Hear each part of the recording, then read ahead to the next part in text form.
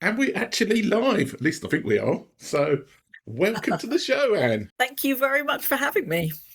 And we're going to talk about your exciting book choices. And I think you've got your book right at the end, haven't we? Or at least one of your books. Yes. So, you've also written technical books, but we're not talking about that. We're talking about your fun fiction author side at the moment. Yes. Yeah. I've written two books about modern technology, what's Yeah. going on, AI, that kind of thing. And I've written 8 novels thus far. I'm working on my Oh, ninth okay. in a series, which is a sci-fi series based on real technology and what's going on at the moment. So they are related. My tech books and my non-tech books are not completely dissimilar, but they're dissimilar in terms of, nobody gets murdered in my tech books, much to the disappointments, I'm sure, of all their readers. Right. Should we go on to the first choice? Talking about murder. And it's Mm. The Mysterious Affair at Styles by Agatha Christie. So, Yeah, so you asked me to pick books that I really enjoyed, and I went a little bit further than that because I picked not only books that were favourites of mine, but ones that kind of defined a world yeah. that then people used as a platform for building more and more, writing novels in that genre, in that general style, and it really changed the world of work of writing because as we said, I am a novelist, Yeah. and so I'm very interested in why people write and what's a successful world building novel that people can then take on and use beyond that. And one of the most prolific writers the world has ever seen in the English language is Agatha Christie, Yeah. and she is massively successful for very good reason. If you haven't read any Agatha Christie, read one because you'll be surprised at how good they are. They're very readable. The novels are so much better than any of the adaptations you ever see on TV. You will enjoy them. They're clever. They're funny. Rather they're intelligent. They're not all the same, and they really did kick off because they defined a world. Although interestingly, Agatha Christie's world went on with her in time. So she wrote her first one in the 20s, and it was set during the First World War and Yeah. starred obviously the famous Hercule Poirot, who she never managed to lose again because of such It's a such a popular. popular character. Yeah. And Mysterious Affair at Styles is her first, and I picked it because actually it really does exemplify. It's a really, really good book. And it introduces all of those things that can sometimes seem a little cliched now, but she defined them. And actually, in her books, they feel very fresh. They don't feel cliched at all because she's so light-hearted in how she treats them.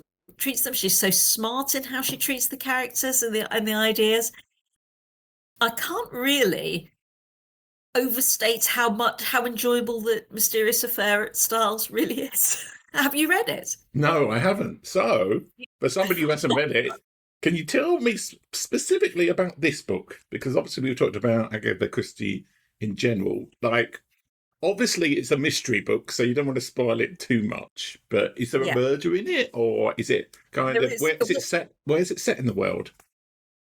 Unsurprisingly, it's set in a murder it's a country house Yeah, in the beautiful countryside of England, yeah. where fortunately invited to this weekend was a retired Belgian detective called Oh, Hercule Poirot, who makes yeah. his entrance in this book, the first really major book that Agatha Christie published. And he's basically the same in this book as he is in all the other books. And yet it seems fresh. It's clever, it's quite self-deprecating. The character is kind of deliberately ridiculous as he always is, Yeah. and the writer and Agatha Christie is knowing about that. And in fact, in as she went on writing, because Hercule Poirot is retired in this Yeah. book, which is set in Oh, 1917, yeah. 1916, I can't remember. But he then went on to have he went on in all her subsequent books that she ended up writing until the 70s. And presumably at that time, and the books remain contemporary. All her books are not set in the 1920s, although sometimes you get that impression from watching TV adaptations. They go on in time, and she covers what's going on in society all the way up to the 70s. And Hercule Poirot is presumably getting older during all that time. I think there have been estimates that by the time he died, Hercule Poirot must have been over 150. Yeah. But this is the first one. Yeah.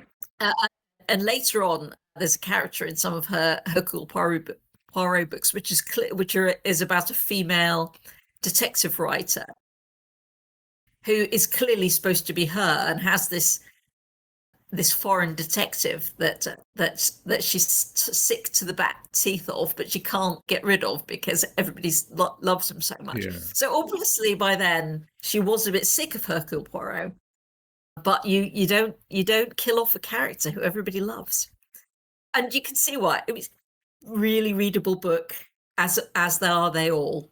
Once you get started on the Agatha Christie road, you're going to end up enjoying a lot of books. So I would say, particularly if you want to write as well, they're very well structured, and they give you a feel for how you would write a book that was well structured and revealed information slowly and gradually and had a reveal at the end. It's just a very good structure for a book.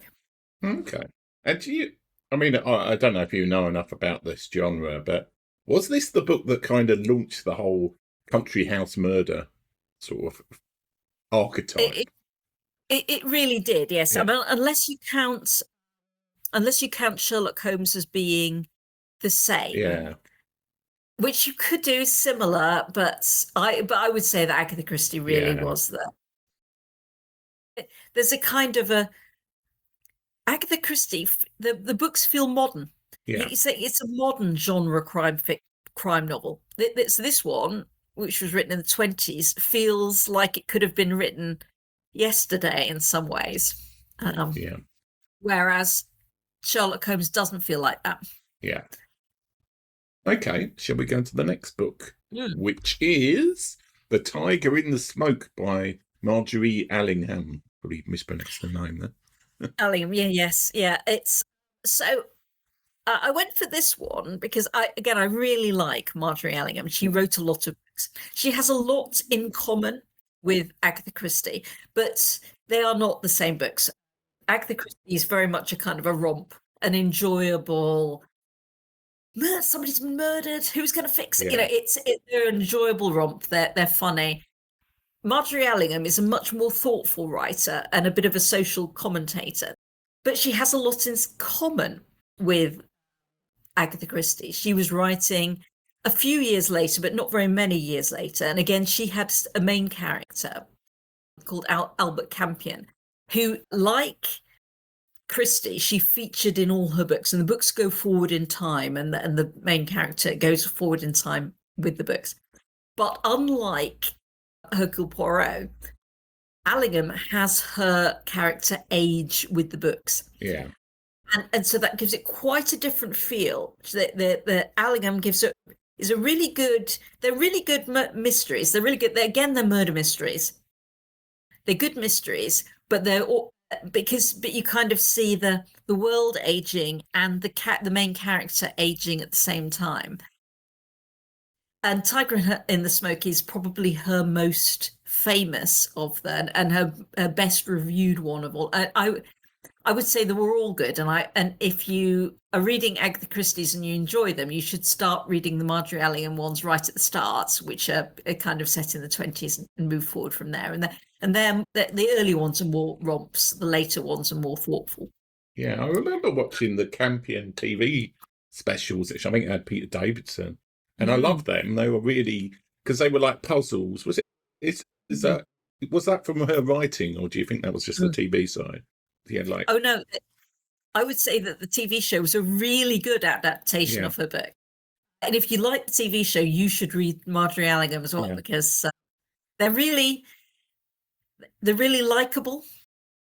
And and this one is interesting because the main character hardly appears in it at all. It's a bit like Weeping Angels. If you're a Doctor Who fan, it's one of the ones that's very successful and probably the best one.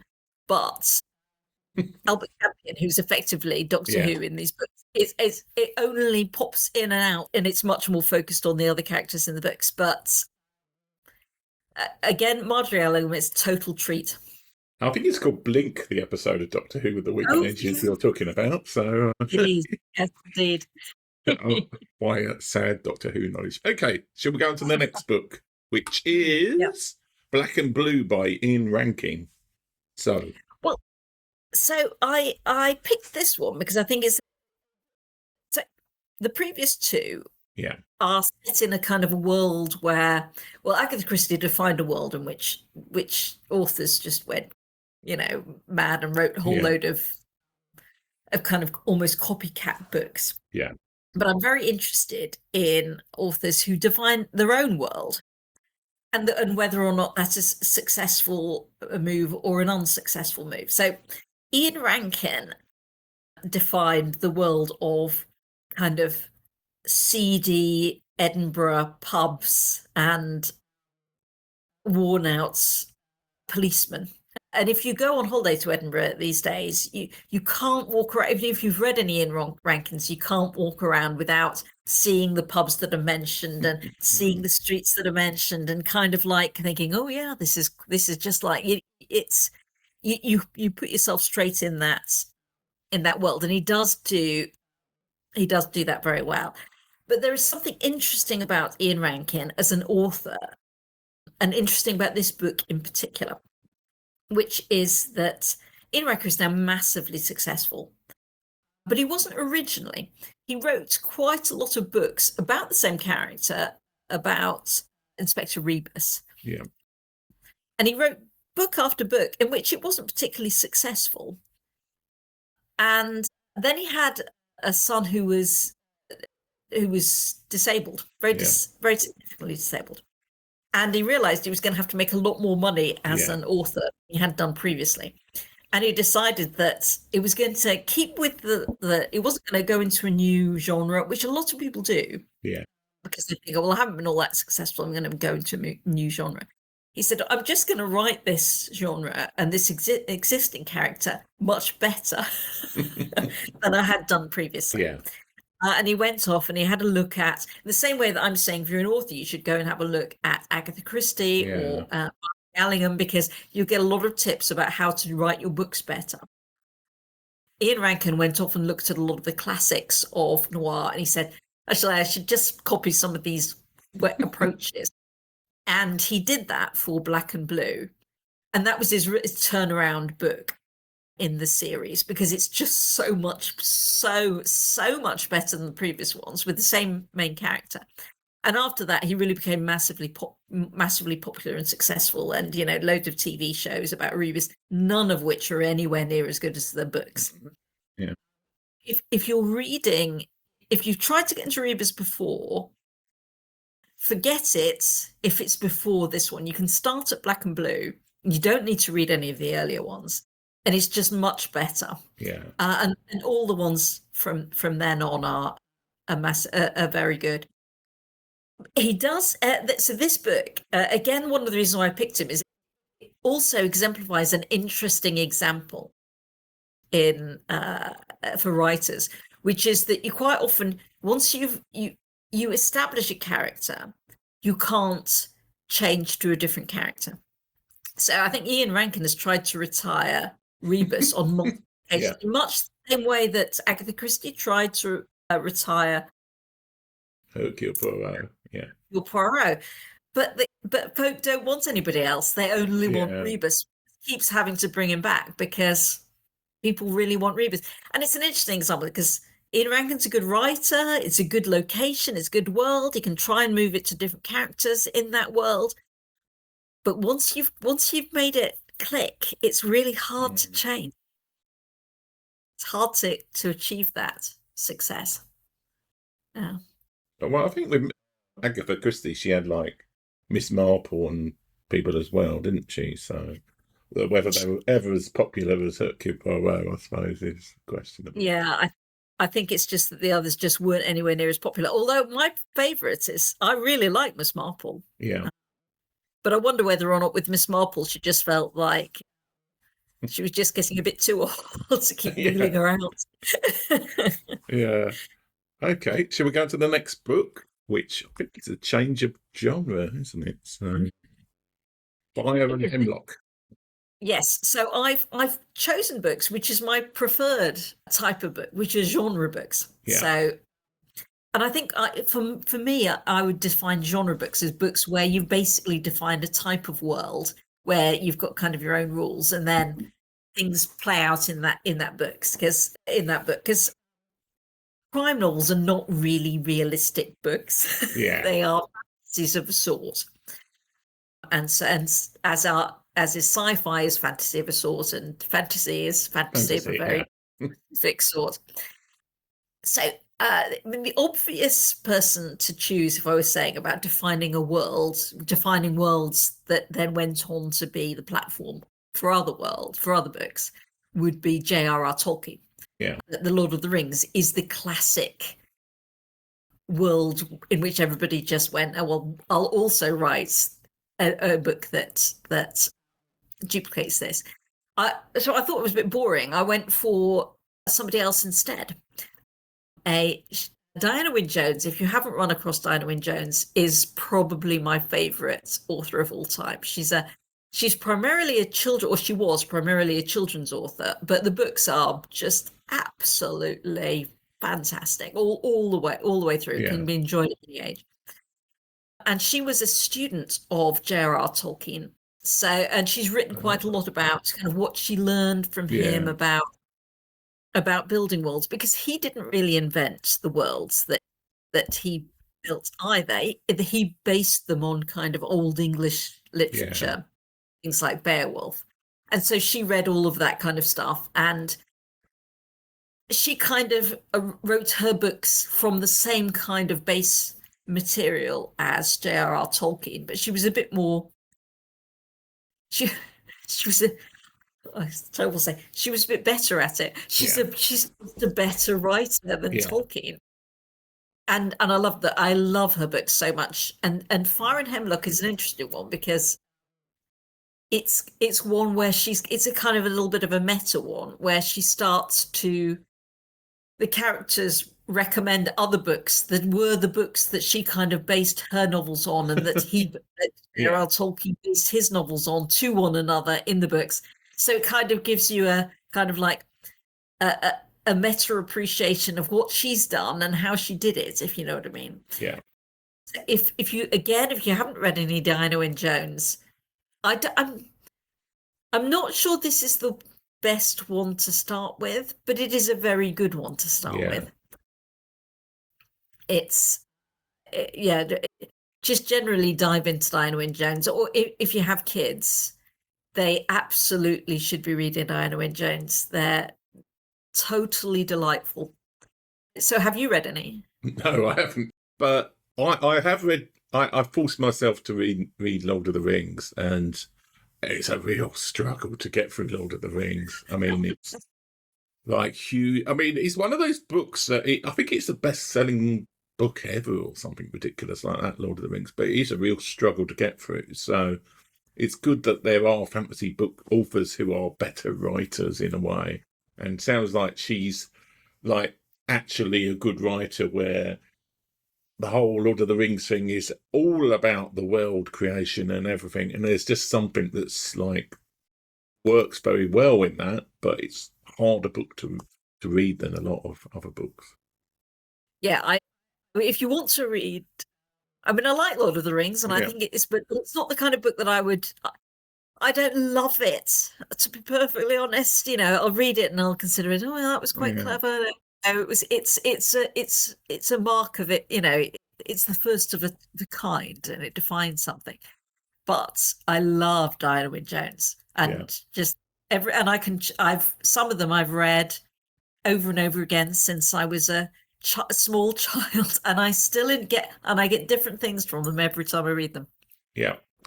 Okay, shall we go on to the next book, which is Dragonflight by Anne McCaffrey. So, why this book?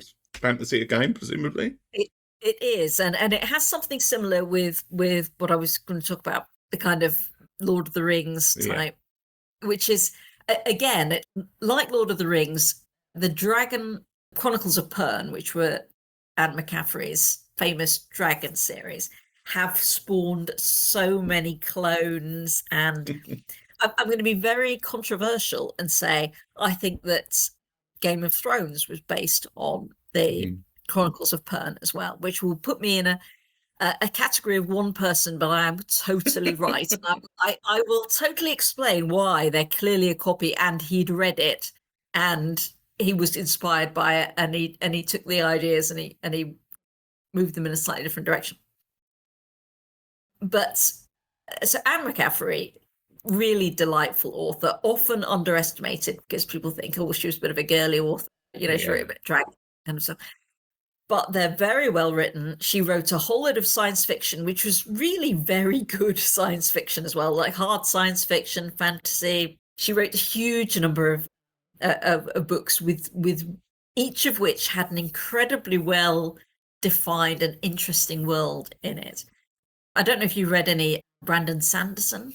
Popular. No. I'm like, well, one of the reasons I started this show was that there was lots of books I hadn't read, so I've been gradually reading books that people have recommended over the years. But yeah, I don't think anybody's actually recommended him though, which is it's unusual. But, yeah, I mean, he's massive. He's just run he just ran a Kickstarter campaign for 3 books that he was writing, and I think it was the most money raised in a Kickstarter campaign ever, and it was the most money paid for a book to be written ever as well. So and he was. I keep reading things where he was saying, "Oh, I was totally inspired by Anne McCaffrey, who I read." So, because she's very, and I can see that because she's very good at creating these worlds, and then everybody else goes, "Oh, that was a good world. I'll just borrow that."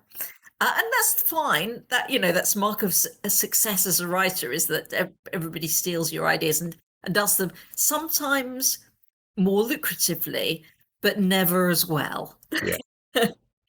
There are loads of people you go and you think, oh, you're making a load of money out of that, but it's nowhere near as good. Well, I mean, it's not surprising that like the best books and the best-selling books are not necessarily the same. It's like that. No. Indeed, yes, yeah. Anne McCaffrey is also an interesting one on the. So I think she made a ton of money out of the Pern series, but only a ton of money in the times, the 70s, the 80s, the 90s. That's not a ton of money,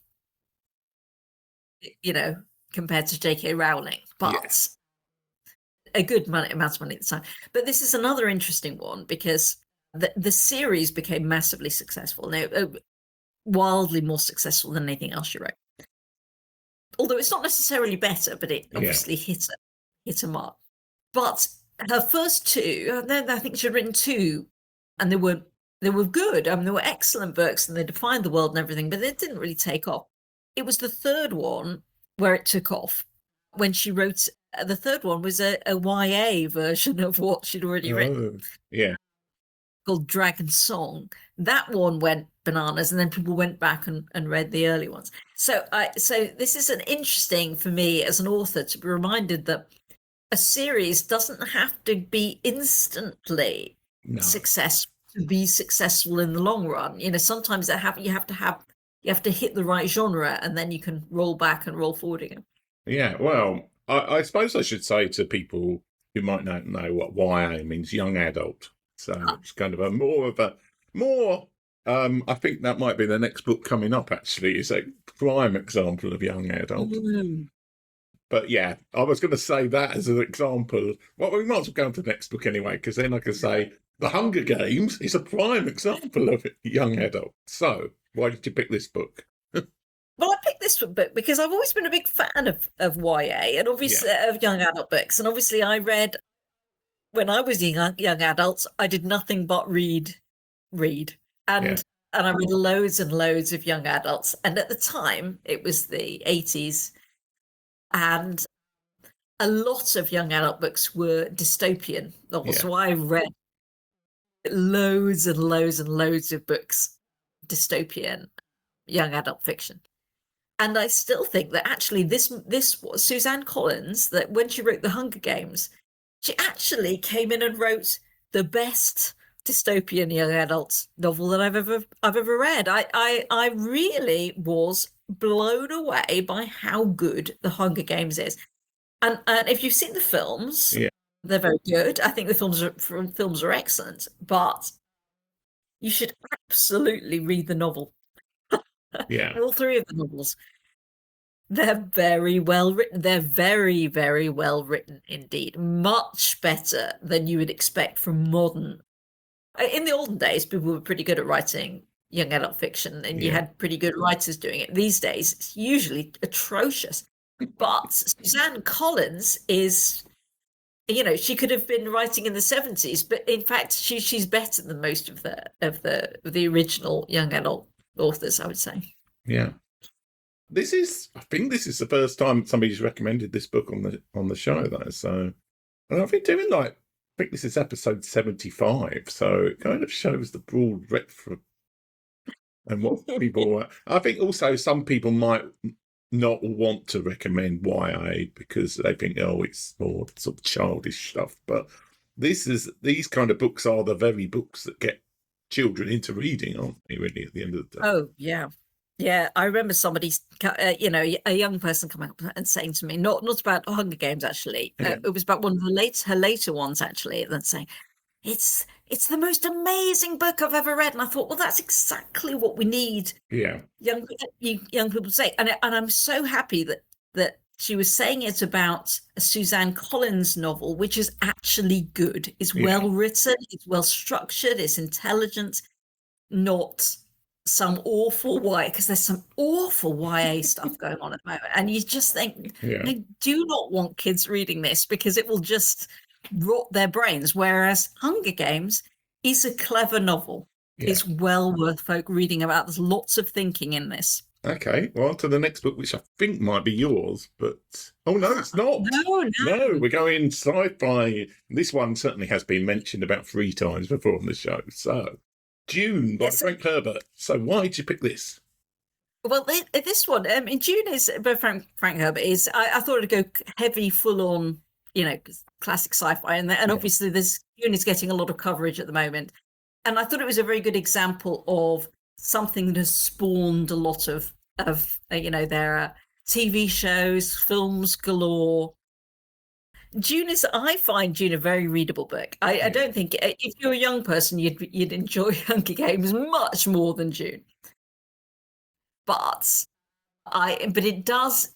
it's very memorable. It does really well at evoking a world that then people can play around with and build on through films and it's shown its ability to keep delivering as a platform Dune over time, and I really enjoyed the book. I know it's mixed, but there are a lot of visuals and ideas in it that really hang around and you think about all the time, and it in that respect it's actually more memorable than The Lord of the Rings. There are quotes from it, there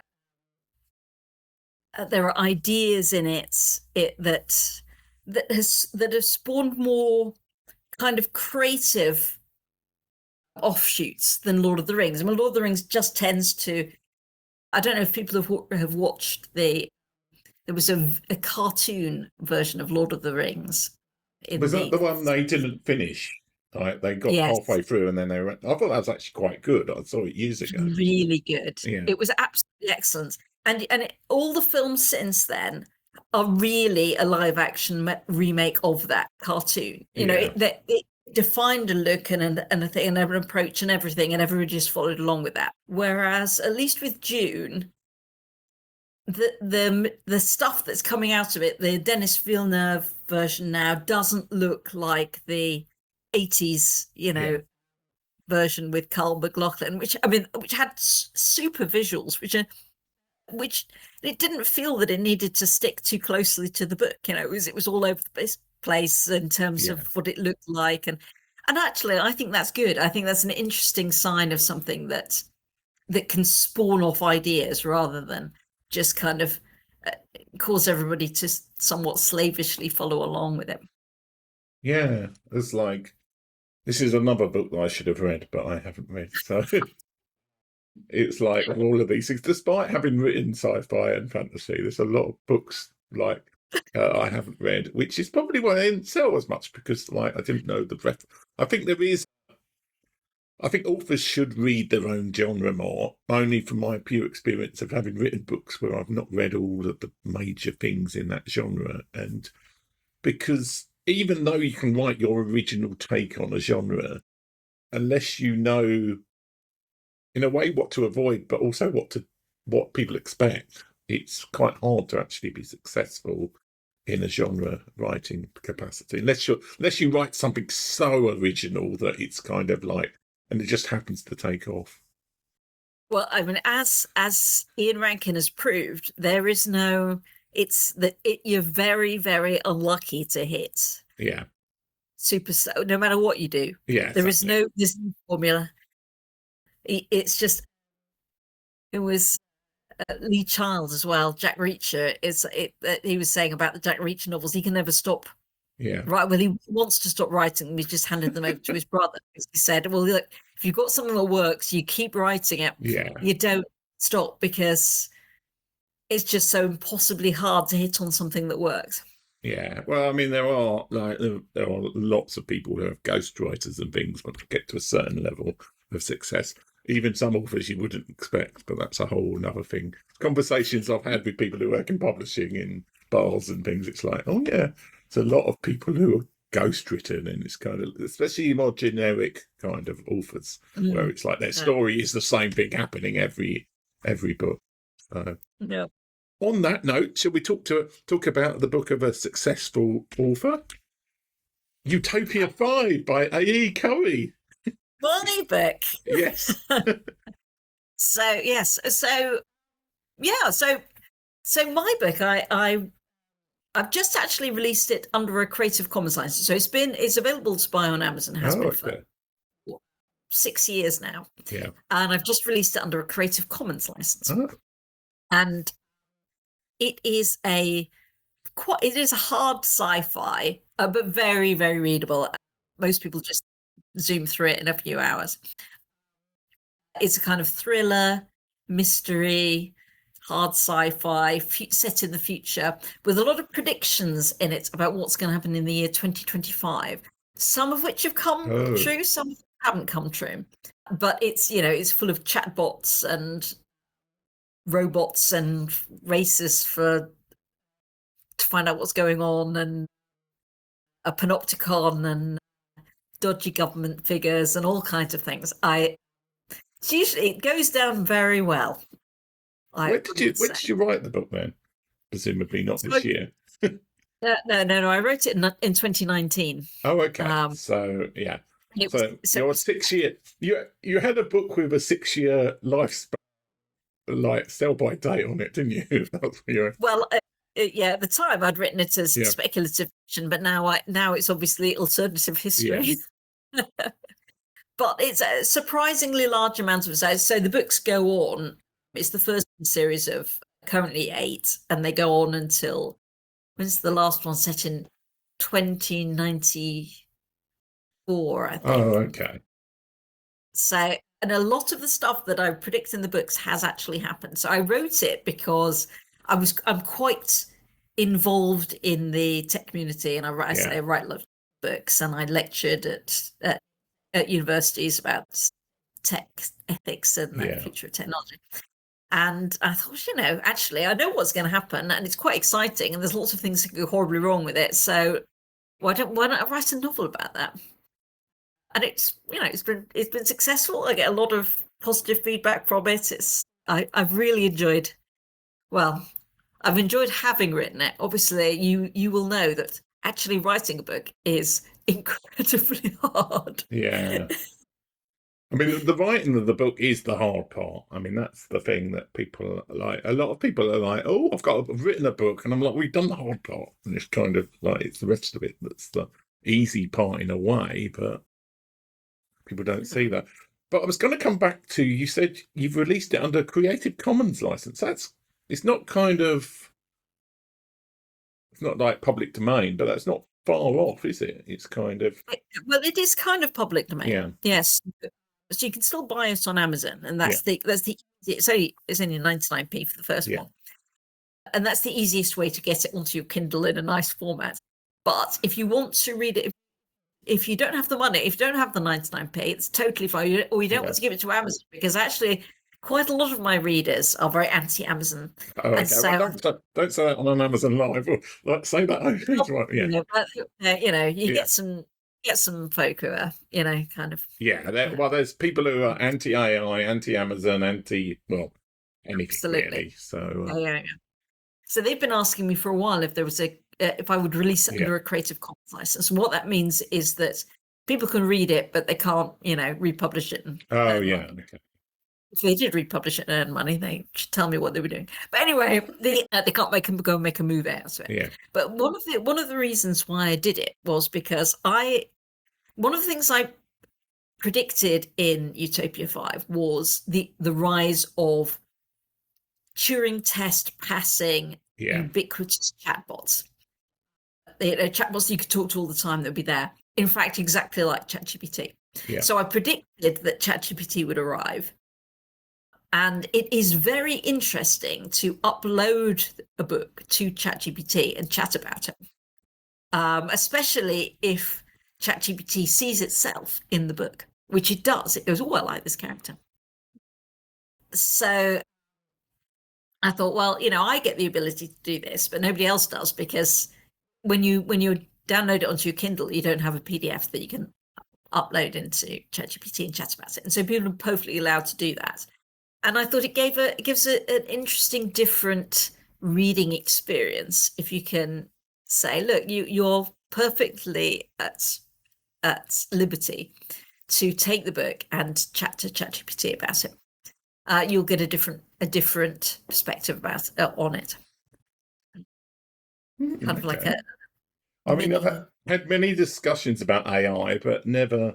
I mean, the funny thing is that I've been very into like local AI, so I run things like LM Studio, and I can run on my own machine a very cut down, like I have a DeepSeek. I think there is now a ChatGPT small version you can run. Oh yes, yeah. And you can upload, because most of my books are pretty short. I can upload it, but I wouldn't never upload my book to the like ChatGPT or one of the big ones, just because I don't trust them not to kind of just rip it off in some shape or form. So, well, I think that ship has sailed. Well, yeah. Well, the funny thing is, I did actually ask ChatGPT about what happened in one of my books, and it got all the details wrong. So I was like, okay, I think that's probably it hallucinated a lot of the thing, because it clearly not a big selling book, and it had heard of it, but he didn't know anything about, like, he couldn't remember the description, so he just made up something. And I'm like, okay, that's fair enough. I think we need to worry at the moment about books doing so. Well, I mean, I have to say, I wrote the book because I wanted, I wrote Utopia 5 because I wanted people to read it. Yes, because it has a lot of stuff in it, which I think is well worth discussing. So I wanted people to read it, enjoy it, and discuss it. And then I thought, well, I didn't write it to make huge amounts of money, because I didn't expect to. As I think anybody who writes a book expecting to be J.K. Rowling is going to be, unless they are J.K. Rowling, disappointed. That shouldn't be why you put the effort and the time in. You should write it. You should write it because you want people to read it. And the same goes for chatbots. It doesn't matter if the chatbot goes off and decides to persuade 6 million people to read my book and not pay me any money. Well, I'd live with that. Yeah. Well, that is that kind of like, it's the information distribution element of a book. Still one of the best ways of doing that. Okay, so I'm going to ask you the two questions I ask people at the end of the show. If you had to recommend one of these books that you've picked to somebody you met randomly somewhere, what are the kind of questions? What's the little flowchart in the questions you would ask to work out which of those books people would be best for that person? Oh, that's interesting. So if I didn't know anything about them at all, Yeah. at the beginning of if they wouldn't answer any questions, if I couldn't answer any questions, ask them any questions, then I'd probably say read the Agatha Christie. Yeah. There is a reason why Agatha Christie is the most popular novelist in history. It is, and if you hadn't read Mysterious Affair of Styles, or you hadn't read any of the Agatha Christies, you'd be surprised at it's much better than you were expecting. Yeah. And it's kind of like no one could possibly object to it. If you were a sci-fi fan, I actually wouldn't say read Dune. Oddly enough, I probably wouldn't say read Dune. I would say that you should read if you are a sci-fi fan at some point, but it's probably not the first. It's not the starter book, is it, for sci-fi fans? Really, it's. If you've not read any science fiction or fantasy before, I would actually start with that young adult book that I recommended, which is The Hunger Games. Yeah. Oh, okay. It's a really good introduction to fantasy and sci-fi, and it will, it at worst, it will give you something to talk to, your young friends. Yeah. So yes, So who would you recommend read your book? Like what? Where would it fall down the tree in that regard? Well, the interesting thing is I found that generally the people who read my book and I get a load of positive feedback on it are techies. Yeah. But I think that's mostly because that's my group, and therefore it tends to get techies first. But also, oddly enough, tech lawyers come back and say, "Oh my God, that was really useful for me to know what kind of things," because I cover quite a lot. Yeah. One of the things I covered in my course that was reflected in the book was where things go wrong legally. Yeah. So lawyers tend to like it as well. But the other people who tend to like it are the wives or spouses and mother-in-laws and kids of the techies who leave it lying around, who then pick it up. Yeah. Oh, I really enjoyed that. Yeah. Because actually it's not written for techies, it's written for everyone to understand what techies do.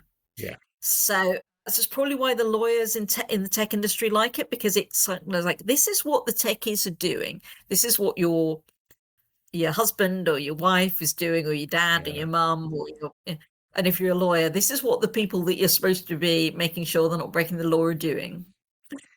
Yeah. So, if you're at all worried about AI and you want to know more about it, read my book. Okay, and it's open source now, isn't it? So we're not open source, Creative Commons. So Creative Commons. Yeah. You don't even have to pay the 99p. Yeah.